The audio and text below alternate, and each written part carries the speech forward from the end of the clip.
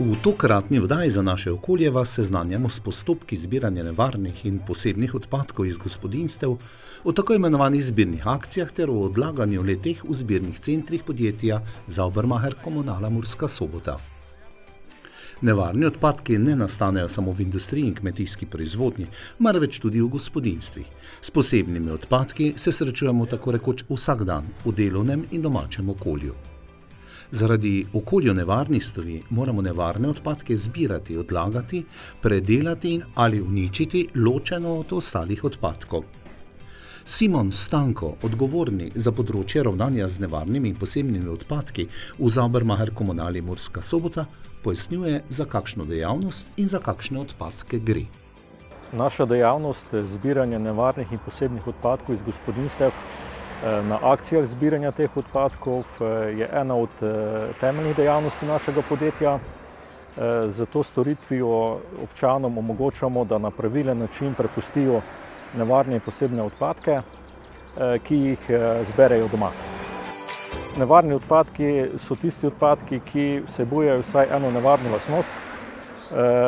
Te nevarne lastnosti uporabniki najdejo na zunanji strani embalaže, v kateri je ta snov bila. Te lastnosti so lahko, da so te snovi jedke, lahko so okolju nevarne, lahko so strupene in podobno.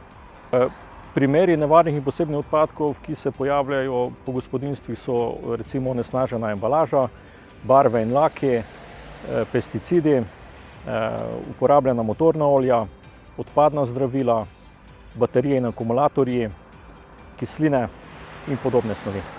Saubermacher Kommunala Murska Sobota izvaja akcije zbiranja nevarnih in posebnih odpadkov iz gospodinjstev na terenu večkrat letno.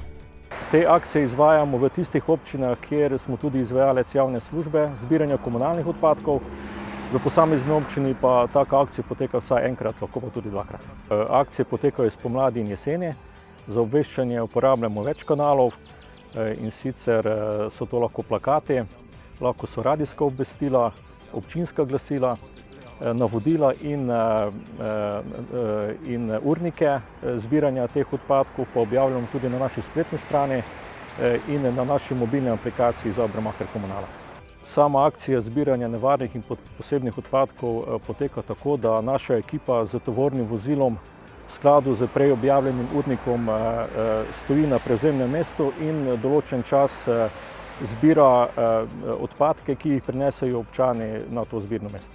Občane vedno opozarjamo na to, da odpadke pripravijo že doma, da jih presortirajo, da potem zbiranje na akciji in tudi v zbirnem centru poteka nemoteno in varno, pa tudi to, da morajo biti tekoči odpadki vedno prepuščeni v zaprtih posodah. Res je, da pa občani dobijo pri nas brezplačno 3,5 litrno posodico, ki jim olajša zbiranje jedilnega olja v domačem okolju.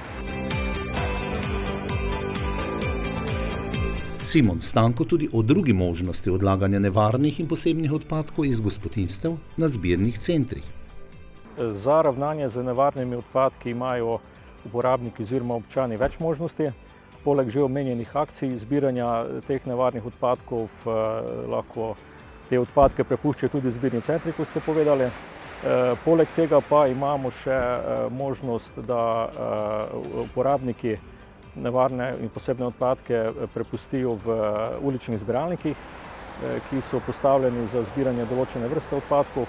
Tako imamo na območju Prekmurja postavljene ulične zbiralnike za jedilno olje, za rabljena oblačila in za odpadno električno in elektronsko opremo. S kamero in mikrofonom smo pospremili potek ene od številnih akcij zbiranja nevarnih in posebnih odpadkov iz Saubermacher Kommunale Murska Sobota, in to na Tišini. Specialni vozili z mobilno zbiralno postajo pripravljeni, da prevzameta tovrstne odpadke. Strokovnjaki razvrstijo odpadke glede na njihove lastnosti, jih najprej na primeren način začasno skladiščijo in nato prepeljejo v nadaljnjo predelavo ali uničenje.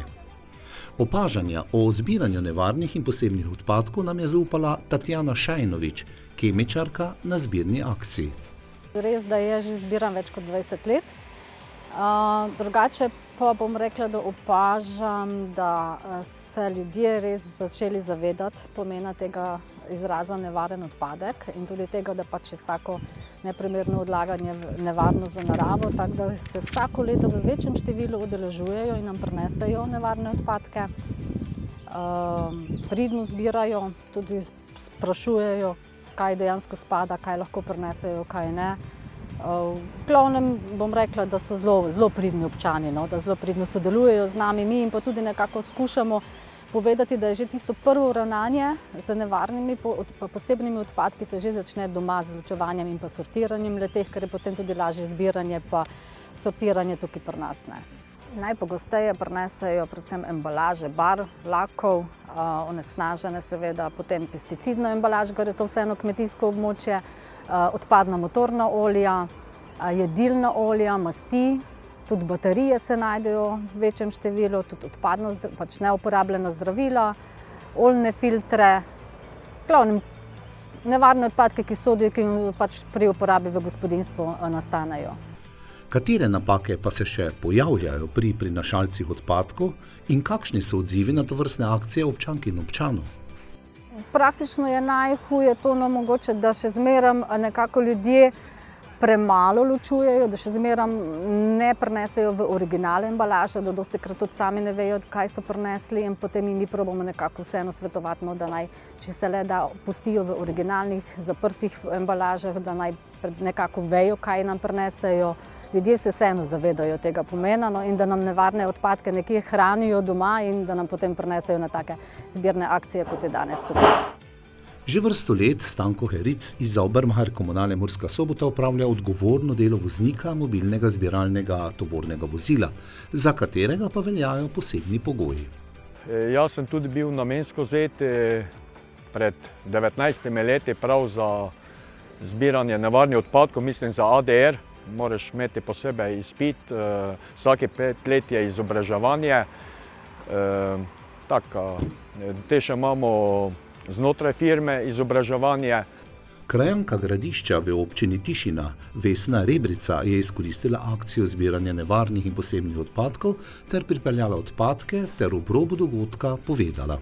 V bistvu smo zelo zadovoljni za to storitvijo, tudi spremljamo, imamo sicer družinskega člana, ki je bolj zagret, da spremlja datume oddaje. Vedno se pač poslužujemo tega načina, da oddajamo odpadke, ko so pač v okolici oziroma v občini Tišina, da potem tudi seveda sproti odstranjujemo tisto, kar pač več ni uporabno. Stanke kakšnih škropiv, v bistvu bolj ekoloških, ampak vseeno pripeljamo potem kakšne baterije, olja, tako da res zbiramo sproti in potem to tudi pripeljamo. Kakšna pa je ozaveščenost ljudi, lokalne skupnosti glede pravilnega oziroma nepravilnega odlaganja odpadkov? V bistvu se pojavljajo žal tudi ti odpadki v naravi. To opažamo vedno, ko imamo tudi čistilno akcijo v vasi, pa pač pobiramo. Veliko je pa tudi še pločevink, plastenk, skratka raznovrstni odpadki. Na srečo je že manj tudi teh gradbenih odpadkov, je pa več plastike in pa pločevink. Akcije se udeležil tudi Franc Horvat, župan občine Tišina, ki je v pogovoru najprej v vlogi župana ocenil tovrstne akcije zbiranja odpadkov. To je ena izmed dobrih praks. V občini Tišina se v bistvu mi dvakrat letno pobiramo nevarne in druge odpadke.